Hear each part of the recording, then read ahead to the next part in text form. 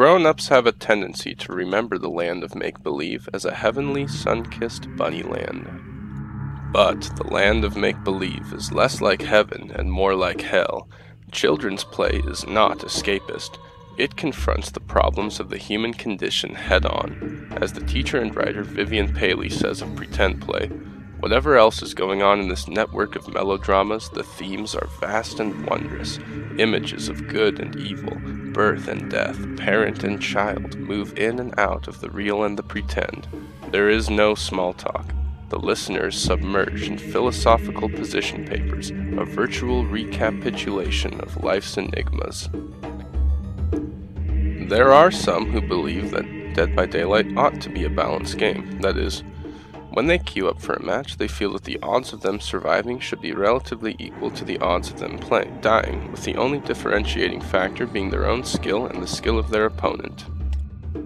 Of course, such a player is likely to lambaste their team or direct vitriol at a nebulous cabal of developers should their own misplays result in their death, but that is a topic for another video. Notice that I chose my words very precisely, and for a reason I will explain to you further along. I said a misplay resulted in death, not in defeat, and I will be expounding on that concept. Firstly though, think of most games that you're accustomed to. Most human contests are centered around structure, order, and balance. Phrases such as fight with honor, fight fair, and may the best man win come to mind. Whether it's two people fighting in a ring, or two gamers versing each other 1v1 in a fighting game, the mindset and rules are the same. Fair footing, a fair fight, and there are winners and losers in these conflicts. The same can be said of team games that you're used to. Counter-Strike Go is a great example of a highly competitive and fairly balanced team game. League of Legends strives to be a balanced team game, although there are varying opinions on the success of that balancing. And of course, before video games, there was chess and checkers. Two opponents with the same rules on the same board. The same pieces go toe-to-toe with each other, and due to a turn-based nature of these games, there are slight variances depending on who goes first, but they play multiple matches to try to take that anomaly closer to zero. Fighters back in the ring fight in weight classes. Matchmaking rating brings opponents of similar skill together. The themes of a contest are always the same. There are even pieces on an even playing field, and the two opponents or teams strive to eliminate random chance from the outcome of their contest. So you see, the majority of these adult contests focus on bringing order to chaos, light to darkness, structure, and this concept of winning and losing. Victory and defeat is a huge theme in contests of strength and skill. You even get a visual notification in League of Legends that says victory or defeat depending on whether you won or lost the game. With most of the Dead by Daylight player base having this strong social background in the arenas of fair fights, winning and losing, and contests of skill, it's no wonder there are some players who have difficulty adapting to another kind of contest and conflict. Dead by Daylight is a completely different kind of game than what most people are used to.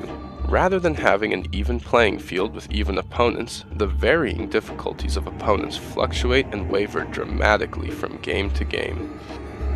In place of a predictable even board, random number generators will wildly swing the same map into one team's favor one game and the other team's favor the next.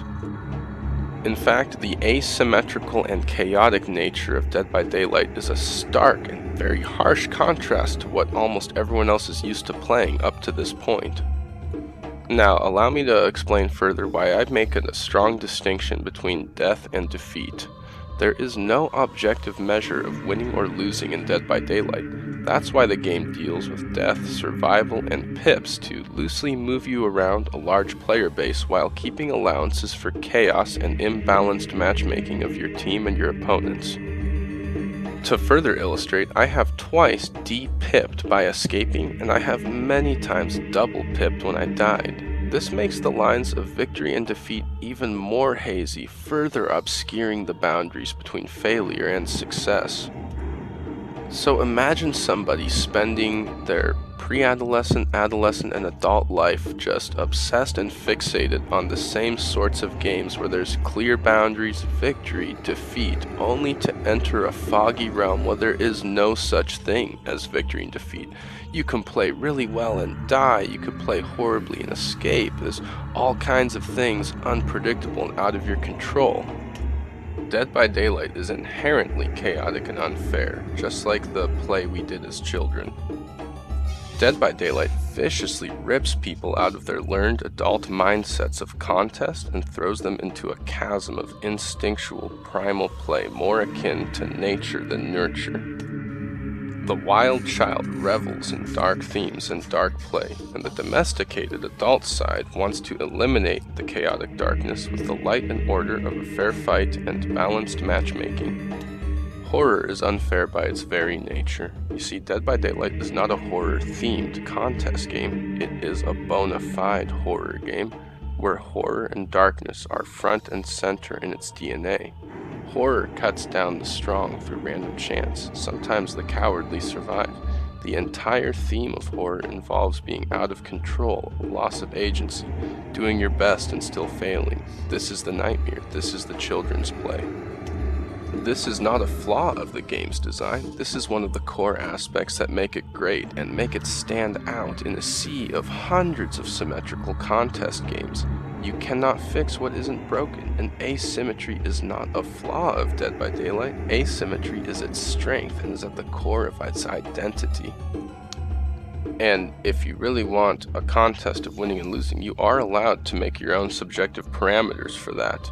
Otstarva's win streaks are a great example because at the start of each of his video he explains how he defines a win. He says 4K or 3K with a hatch and nobody through the exit gate, and a 2K with a double key escape is a tie game. These are subjective and arbitrary rules that many people didn't agree with him about, although for the record I think they are fine metrics of success. I'm merely talking about to illustrate the subjective nature of winning and losing in Dead by Daylight and how different people have different opinions on it, because winning and losing isn't a core aspect of the game. You can only define for yourself whether you succeeded or failed at a self-imposed challenge. I am vehemently opposed to a working matchmaking rating in Dead by Daylight. Whether intentional or not, it has succeeded in simulating a form of play more organic to DNA. It is the video game that succeeds best at emulating the way we play by nature before we are taught proper and correct ways to play. By nature, as children, we play in a world of darkness, chaos, random chance, and unfair circumstances, and we must traverse those simulations with what ingenuity, tools, and courage we can muster, all while being confronted by the unfair, the unknown, the trouble and danger that lie ahead in dark and terrifying adventures. When we queue up for a game of Dead by Daylight, we aren't just passing the time away with a fun diversion. Pun intended, I do love me some pebbles. We are playing according to nature at its most primordial level. This is the draw and appeal of horror. Some people think the game isn't a horror game because it doesn't scare them, and yet, they are terrified of bad teammates. They are worried they will play well and end up dying anyway through no fault of their own. They are consumed with frustration if something unfair is capitalized on by an opponent or a teammate. They are worried of their agency being robbed. This is the nature of the horror of the game. All simulations, all play, all games feel real to humans during them. It's why we play, it's why we watch, and it's why we get emotionally invested in the outcome. There is no differentiation in a human brain between the real and the pretend. Let's talk about purpose in play. I come from a long background in the Dark Souls trilogy. I have platinumed 1 and 2, and I'm just one playthrough against the environment to do the same in 3. These games deal with the nature of ambiguity and finding purpose. The tagline to the game is very similar to Dead by Daylight's. Prepare to die has similar energy to death is not an escape. The entity's realm is similar to the realms in Dark Souls as described by its beloved character, Knight Solaire. We are amidst strange beings in a strange land. The flow of time itself is convoluted, with heroes centuries old phasing in and out. The very fabric wavers, and relations shift and obscure. There's no telling how much longer your world and mine will remain in contact. Both games make similar demands of their players. Are you willing to persevere when you are frustrated and die? When a red spirit invades your world with endgame gear and destroys you, pillages your humanity, and BMs your corpse, will you continue on your quest? If a huntress brings eerie heads and shakes her head at you after unfairly downing you, will you succumb to feelings of helplessness and rage? Or will you stare with an icy determination to not let it get to you and queue up for another match with an indomitable will and a bold face? Are you willing to create your own purpose when none has been offered to you? Can you shine a light of your own in the darkness? Or will you cower, cry, and scream and beg whatever gods or developers there are to impose structure for you and give you what you cannot give yourself? Most players who are frustrated with DBD's balance and the unfairness of it are used to classic games that are competitions of fairness, and they chafe at the thought of entering into unknown and uncontrollable situations. Although I think the reason many players still do queue up even when they don't have fun is that play is about more than having fun. It is through simulating unfair situations in a pretend game that we practice handling them in our real lives.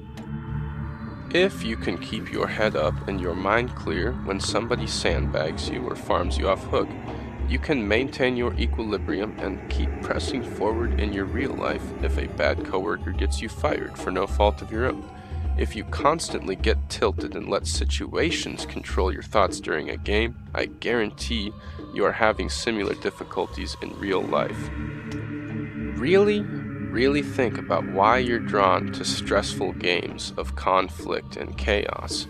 Think about it, because surely you've had games that were so easy you got bored and you stopped playing, because games and play aren't just about living a fantasy or having fun. Without some kind of conflict, without some sort of adversity, we cannot long play a game, because like I said, play is more than just having fun and living a dream. It is not escapist. When we're born, it is not escapist. We want to tackle adversity. On a special side note, there is a kind of existentialism within streaming for DBD. I have met various streamers who make a living streaming the game. Some thrive and some begrudge it. I have seen streamers with thousands of viewers try to stop playing the game as their job and do other stuff on their stream, only to lose 80% of their viewership. They are quite unhappy about this and feel like more of a prisoner in the entity's realm than any other survivor. Once somebody makes a living off of the game, the lines of the pretend and the real become even more blurred than they already are. They must find purpose in their work if they are to continue thriving, or they must find other work that they do find purpose in. One of my favorite streamers is Bronx because he finds purpose, gratitude, and community inside the work of streaming DBT, and I'd recommend his stream to anybody who is trying to have a more positive, fulfilling experience playing the game, especially if it is your day job. Victory and defeat is a nebulous concept in Dead by Daylight, as it should be, it ought to be. I personally love starting up a match, diving into the unknown, completely unsure of what the skill levels and priorities of my team or my opponents are. Will they risk it to save me? Will they let me die so they can live? With no clear parameters for winning and losing, everyone is free to choose their priorities, their perk loadouts, their items, their add-ons, their playstyle, and confront the chaos within together. More dramatically, I believe that working matchmaking wouldn't just hurt Dead by Daylight. I think it would kill the game, and either the change would have to be reverted or the game would die. An entire video could be made on that subject alone.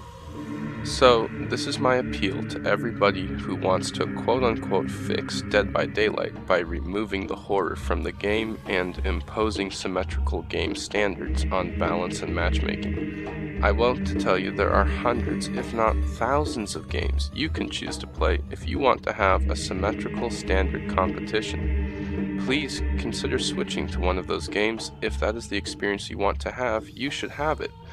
But I, and likely others like me, enjoy the horror and asymmetry and chaotic aspects of Dead by Daylight, and unlike symmetrical games, I do not have hundreds of games like it to choose from. And if you were to succeed in destroying what makes DBD unique and great, what other game could I move to have this experience? If you were able to convince the developers to dismantle the unique things that make Dead by Daylight such an incredible, different experience from these other games.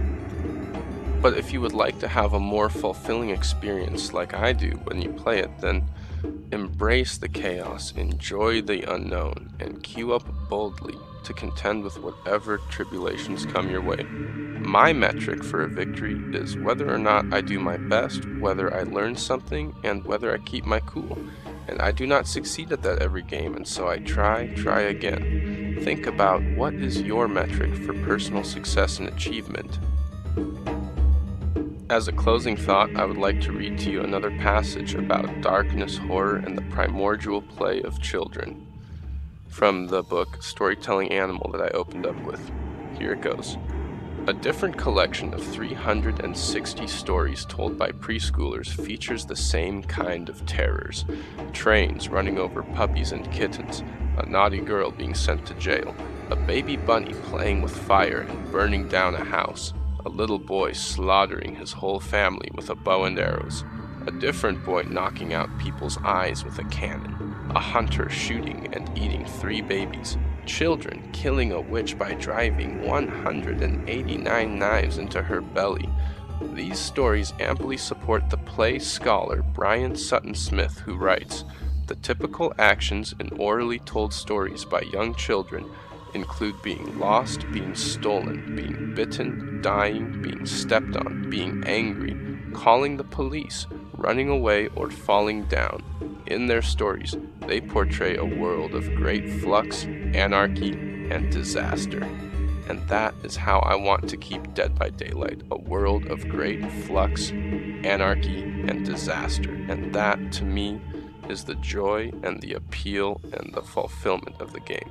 Thank you for listening.